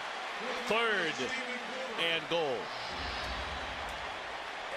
Everything about the Charger defense says we're going to put bodies in the end zone, and if you throw underneath, rally up to it. There's just a lot of bodies to deal with. That was almost a hope against hope that I could get it in there before the linebacker was going to be able to step in front of it.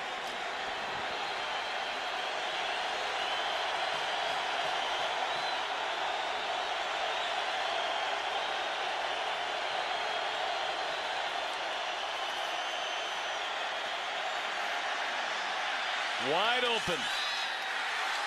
And the catch is made finally for a touchdown by Jeremy Maclin.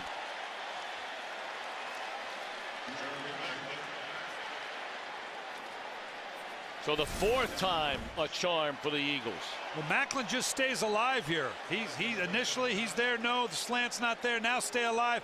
They react. They come running up because see the presence of the back that might catch it with a little drop off. Somebody needed to stay back and account for Maclin. That is the first fourth quarter touchdown pass thrown by McNabb this season.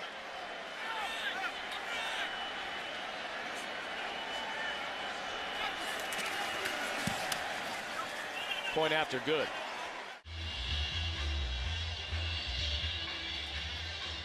Donovan McNabb, and the Eagles finally find the end zone on the touchdown pass to Maclin in the opening seconds of the fourth quarter.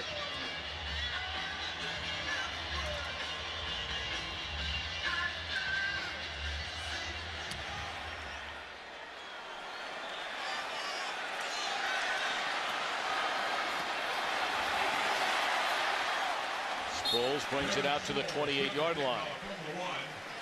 We brought up earlier with Denver's loss earlier today in the nation's capital, a San Diego win means it's a dead heat in the AFC West with Denver and San Diego, and they will go toe-to-toe next weekend.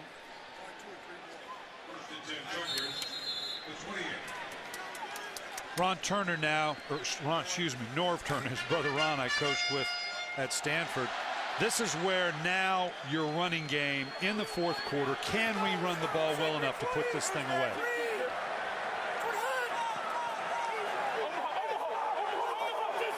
Here in Omaha, that usually indicates an outside run. Tomlin across the 30 to the 31-yard line. There, Philip Rivers was yelling Omaha, Omaha. That's kind of a universal, usually the O standing for some type of outside run. He saw the kind of pressure, and I don't know exactly what it is that triggered that for him, but if he saw pressure from the weak side or a certain number count in the defense to say, let's see if we can get to the edge of this thing and get outside all this trash that Philadelphia was presenting on the inside. Tomlinson shaken up on that last carry. He limps off to the sideline. Rivers to throw it on second down, and he won't even get it out of his hand. Sacked by Jaquay Parker all the way back to the 20. Trent Cole also there. This is not a blitz, a pressure. This is just up front. The front four just collapsing totally. This offensive line of the Chargers. Typically, Philadelphia has to bring a linebacker, put somebody in a gap, bring a secondary guy.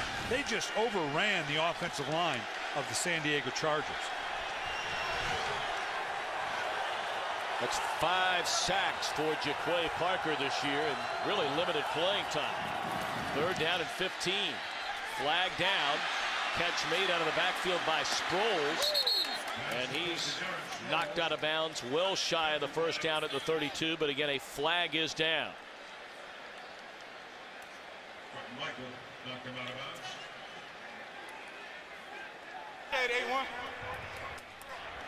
Illegal formation.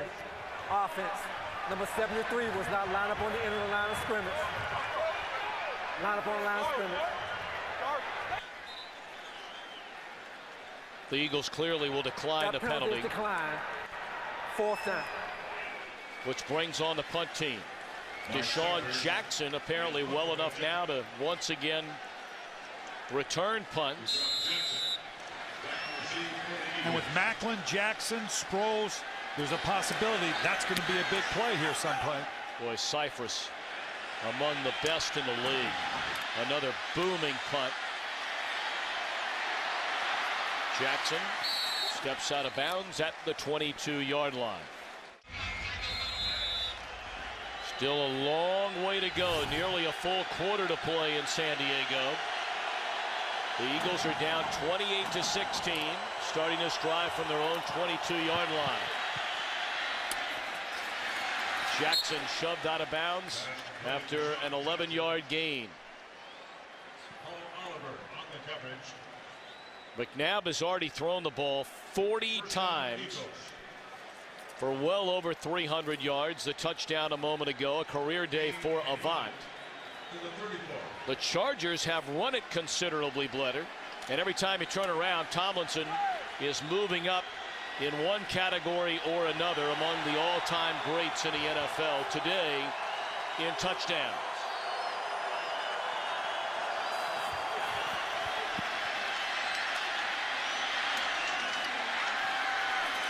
Crossing route. Again, it's Avant. He steps out of bounds at the 40-yard line. You have to be impressed with Philadelphia's offensive line. Westbrook, that's been the nemesis for Westbrook, not being able to finish a full season. But you got to be impressed with this offensive line, the Philadelphia Eagles. San Diego has had 5 sacks in each of the last 3 games, and they've not been able to get appreciable pressure on McNabb so far. 45. They've had all kinds of clock issues here today in San Diego. No team in the NFL has thrown the ball over a 10-year period of time than the Philadelphia Eagles. So 40 attempts, 50 attempts, they're okay with that because that's what they do.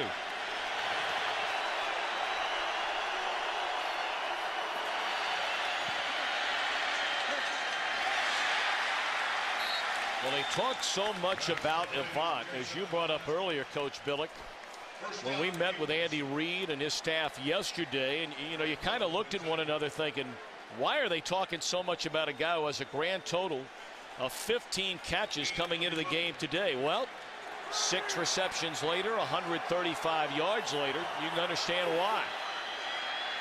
Screen to McCoy, still on his feet. And he's to the 44-yard line. Clock continuing to run down to the 11-minute mark. Well, we got somebody down right now. Charger. It's Travis Johnson, who just came over recently in a trade from Houston. A former #1 pick by the Texans out of Florida State.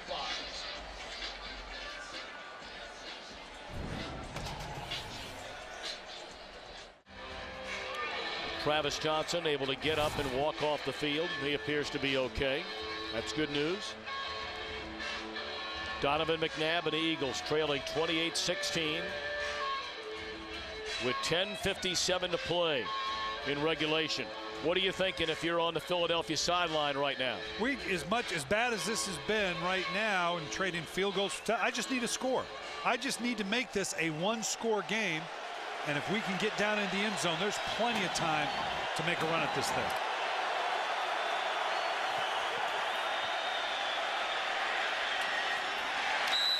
Time after time after time, it has been Avant. And that's a first down to the 34-yard line.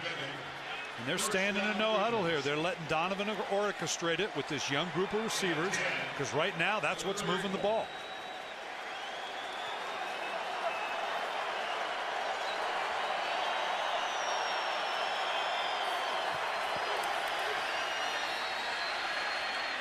Crossing route, Brown tackled down at the 12-yard line, but a penalty flag. Back where McNabb cut it loose. This might come back. Penalty flag in the backfield. Holding, offense, number 79. 10-yard penalty, replay, first down. That's Harrimans. Wipes out a 22-yard gain. Harriman's been holding up very well up here on the outside. Obviously, here he just gets caught with his hands a little loose, kind of pulled him down going down. If he'd have let go as he was going down, probably could have got away with it. 9th penalty for the Eagles. You mentioned earlier, Tom, this makes it a tough hill to climb now when you start at 1st and 20.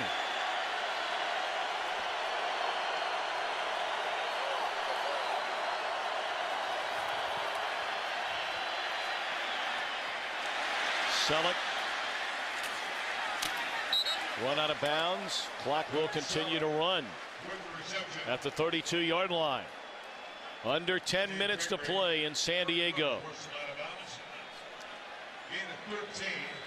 And the Eagles not huddling up. Even with the ball stopped out of bounds, I'm surprised they wouldn't huddle up.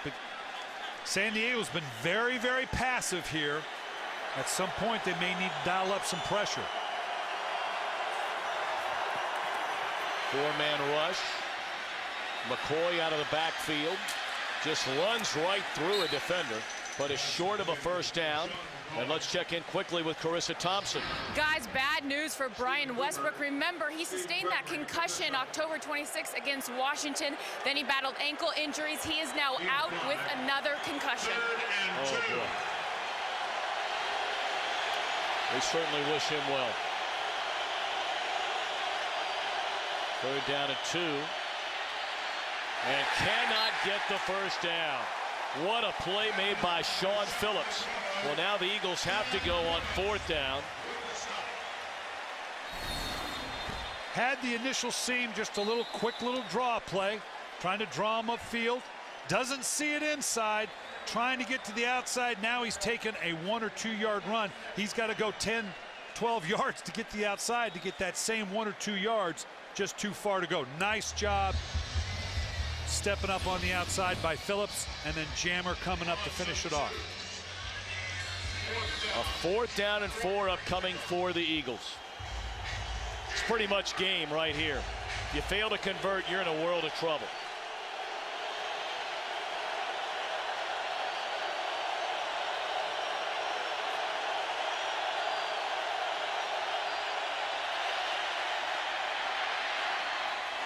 Catch by Selleck, a first down to keep the drive alive.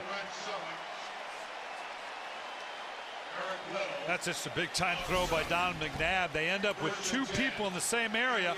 I'm not sure it's not a break here, and just fired it in. Again, almost out of desperation. No downside in firing that thing in there.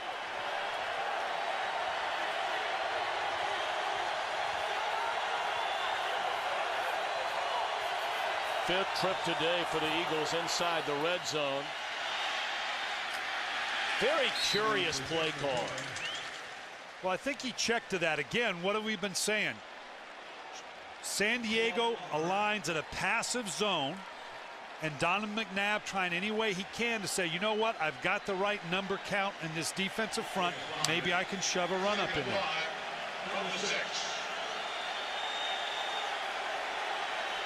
4 possessions already in the red zone. 3 field goals and a touchdown.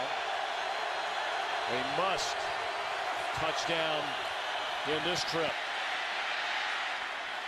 McNabb threw it away under heavy pressure from both Merriman and Luis Castillo. This is that tough area inside the 10. You'll usually have 5 or 6 plays in your pocket. Keep in mind now how condensed the area is. So there's a lot of bodies moving here. This is a difficult place to orchestrate some things in terms of throwing the ball because there's just so many bodies to account for. But this is what Donovan McNabb normally does well. Hasn't been real productive today, but this is usually right in his wheelhouse.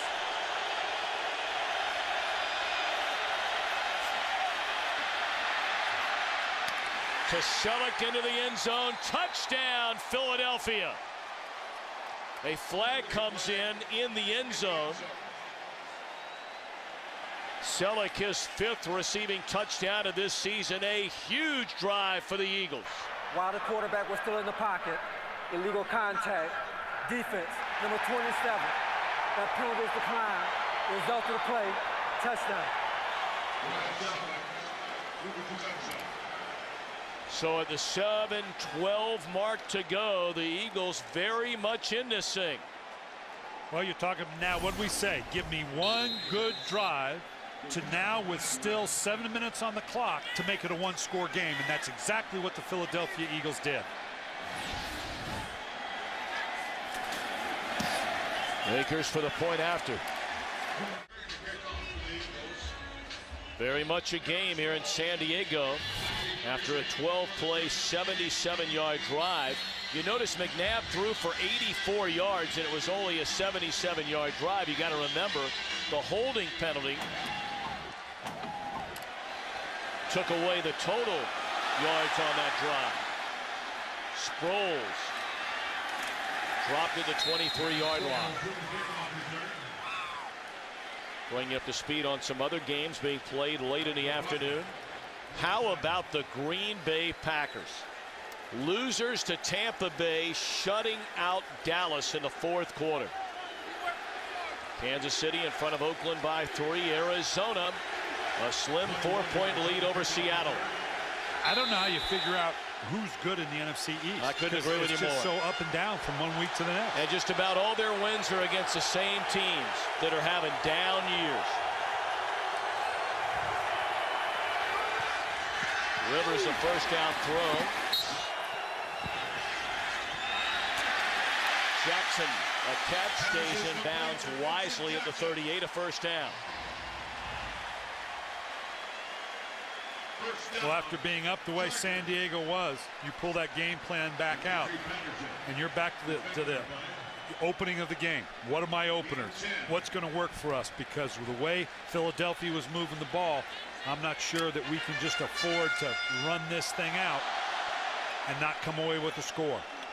First catch today for Vincent Jackson, who had 42 receptions and 4 100-yard receiving games this season. Rivers just throws it away. You know, it's funny, Brian, and I'm sure you saw this a lot as a coach. You go in with game planning. We do the same thing, getting ready for a telecast. And I mean, if somebody would have told you that Vincent Jackson wouldn't make his first catch until the 5.5-minute mark in the fourth quarter, would you think San Diego would be doing anything offensively? They haven't run it well all year long. They've run it very well here today, and they have 28 points on the board. Yeah, I mean, here's the Eagles with 430 yards of offense compared to 280. But right now, San Diego needs to get a first down here to keep it away from Philadelphia.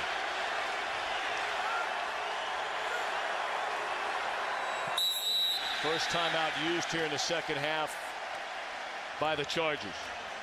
Bear in mind, Philadelphia burned a timeout very early in the third quarter, burned a timeout before the fourth down on the last drive, so the Eagles have just one of those left.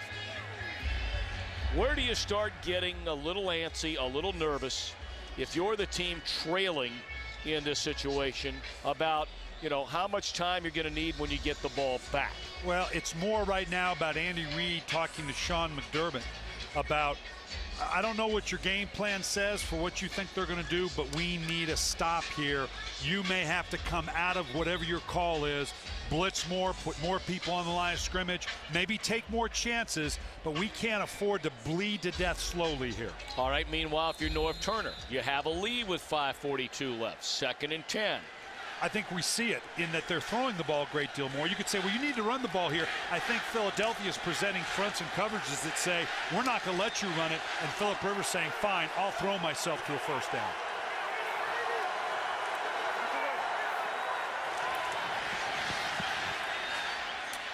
Gates spins out to the 43-yard line. So a huge third down upcoming for the Philadelphia defense. McNabb has thrown it 50 times for over 400 yards. Avant a big day, a career day. Rivers 192 yards, couple of touchdowns.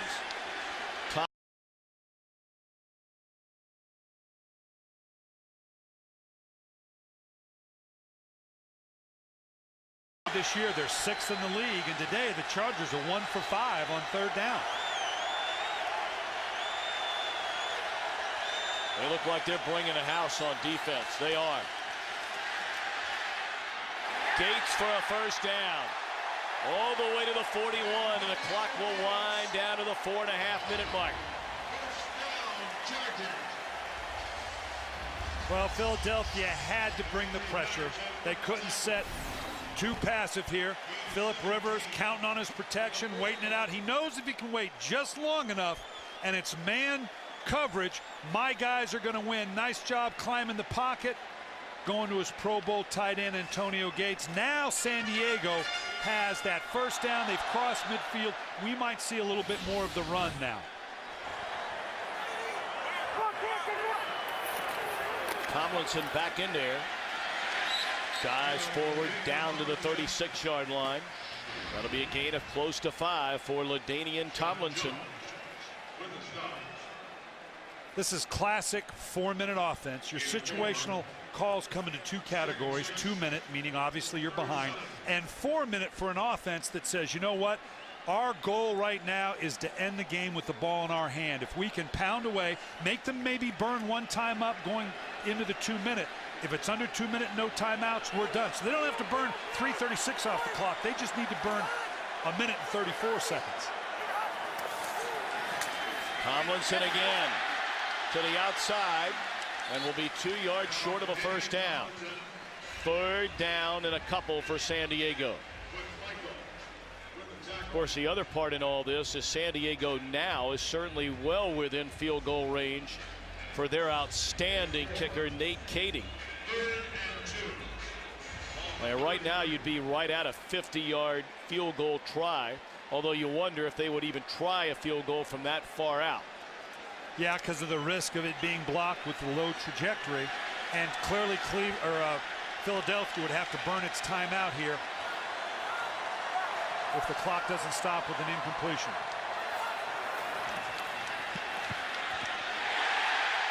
Nane down to the 15-yard line.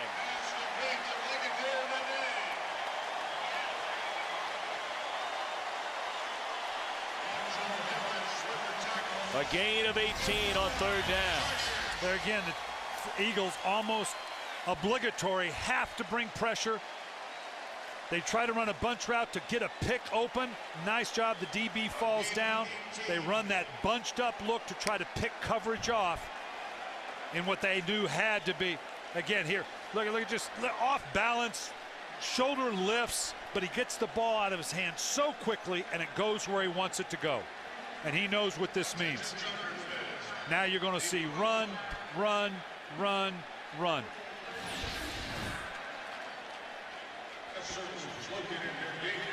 Final timeout spent by Philadelphia. So after the next play, if it is a running play, which is a pretty safe bet, that takes you to the 2-minute warning. Correct. It would be 2nd down at the conclusion of this play, getting you to the 2-minute mark. And I'm not so sure that Philadelphia, if it's a run play, doesn't burn the 1 timeout, knowing that the 2-minute warning is its 2nd timeout. Oh, they're out of time. My mistake. I thought they still had the 1 to burn.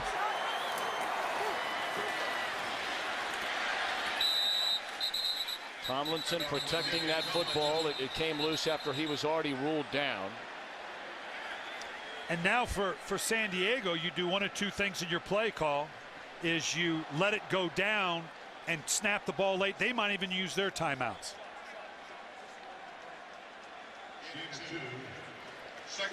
So there it is, the 2-minute warning. This current San Diego drive began at their own 23-yard line. Protecting a 5-point lead. 9 plays, chewing up better than 5 minutes and trying to put this one on ice. Tomlinson on 2nd down gets down to the 11-yard line. Our game produced today by Bob Stenner, directed by Rich Dewey. Our associate director is Charles McDonald. And our broadcast associate, a Philadelphia native, Bill Cullen. Our technical producer is Matt Benedict. The senior producer at Fox Sports, Bill Brown. The executive producers, Ed Gorin and David Hill. Thank our entire crew here in San Diego. Under 1:30 to go. Philadelphia out of timeouts. Tomlinson What a tackle made by Dimitri Patterson. So that ends the drive, and they're going to let that clock continue to tick away. 30 seconds still remaining on the play clock. So roughly a 32-second spread, game clock and play clock. San Diego, with a win today, goes into a first-place tie with Denver. And those two will lock up in the Mile High City next weekend. 3 of the next 4 on the road for the Chargers. And after they get past Denver, they got a nice little run with Kansas City, Cleveland, but then got to come back with Dallas and Cincinnati. So they've got some work left to do, but they got to feel very good about where they're at right now. And of course, under Andy Reid, they have generally been a very good team down the stretch through the years. But 3 of their next 4 as well will be on the road against a slumping Chicago team. The Redskins got their 3rd win of the year today. That was over Denver.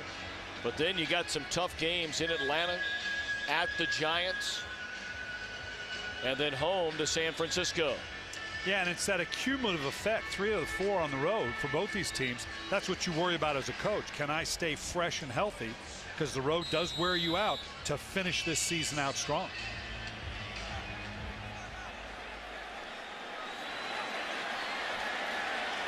The Eagles going to try and come up with a big play here. Can't do it. Field goal is good by Kading.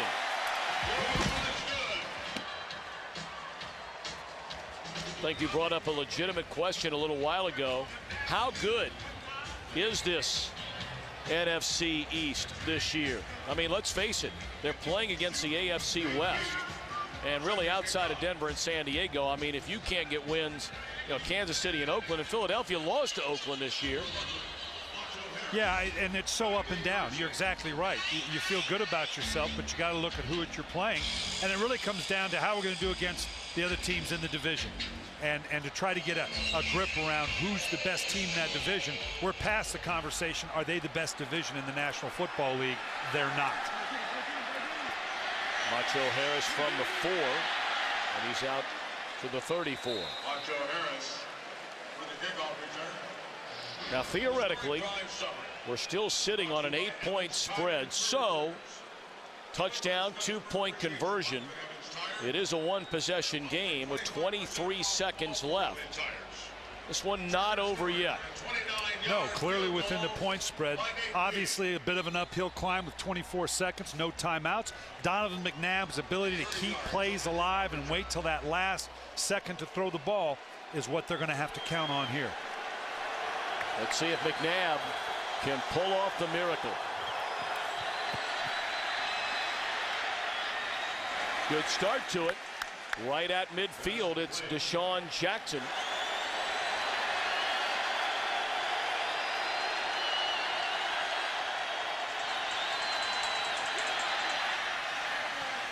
Incomplete, 14 seconds, 13 now remaining. Deshaun Jackson, the intended receivers. Quentin Jenner, Stephen Cooper dependent. 2nd and 10. These are the tough calls for you as a coach because you always, you know, Marty Morningwig, you can practice this all you want, but the throws you've got designed for it against this passive defense, typically not a lot of great options. You're just counting on the athleticism and the abilities of your players. Eric Weddle is standing all the way back at the 10-yard line. Catch by Macklin to the 33. 9 seconds remain. Of course, you know, you think about playing safety first. San Diego would be in first right now if it weren't for that miracle play on the opening week of the season by the Denver Broncos. The final second win on the tip ball in Cincinnati. Yeah, I mean, it's those kind of, typically in an NFL season, it literally can come down to 5 or 6 plays over the course of an entire season that decide those types of things. You can see everybody's backed up out of the picture frame here. McNabb throwing to the end zone. Still 2 seconds, making 3 seconds left. No, it is 2. Talked about some of the issues they've had on the clock here in San Diego today. So 2 seconds remain. Is there any other play besides just a Hail Mary here, No, Brian? right now, there's no design to this. There's no schematics you can put to it. I'm going to throw this up to my players and see if somebody can make a play. The odds are against you. Although you never know. McNabb buying some time. Fires. It's intercepted in the end zone. The game is over. Antonio Cromartie, his second interception of the year.